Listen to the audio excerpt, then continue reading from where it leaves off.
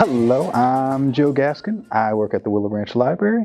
I was born and raised here in Jacksonville. I've been working on and off at the Jacksonville Public Library for almost 20 years. When I was at first a shelver at the Murray Hill branch back in high school. Yeah, I like to ride my bike. I like to roam around, play music, and yeah, just enjoy Jacksonville.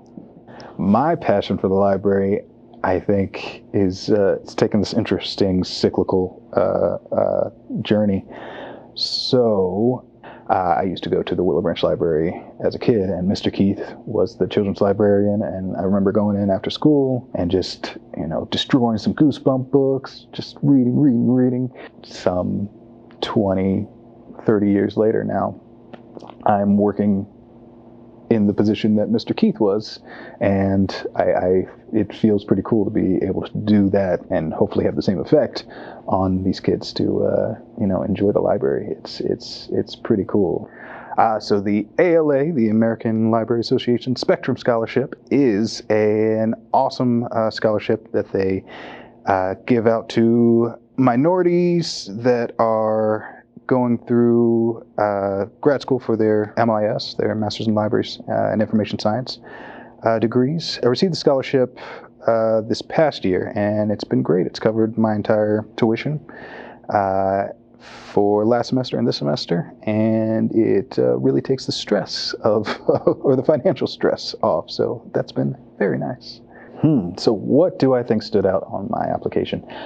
For the most part, I spoke about kind of my aspirations for what the library can be. Like, it's already an amazing community space, but I think it could be more of a community space. We still treat it as, for the most part, as a depository for books, but it's so much more. It's a space where, like, we do story time, and I think that is such a huge way that we connect with kids, so that they have that great sense of what the library is, so that they want to keep coming back when they're older. And also, we're just a general meeting space for folks that need space to meet up for.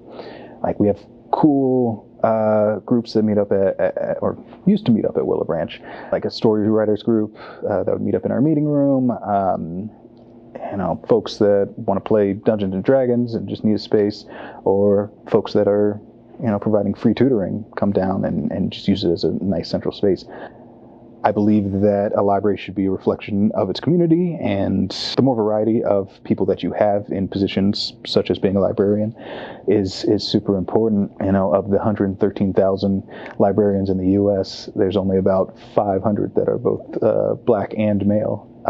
And so, I would like to, be representative of the folks that come in, so that they see a reflection of themselves. I think that's really important, especially in spaces like youth services, and just trying to be there for kids and just be a good representation of the world.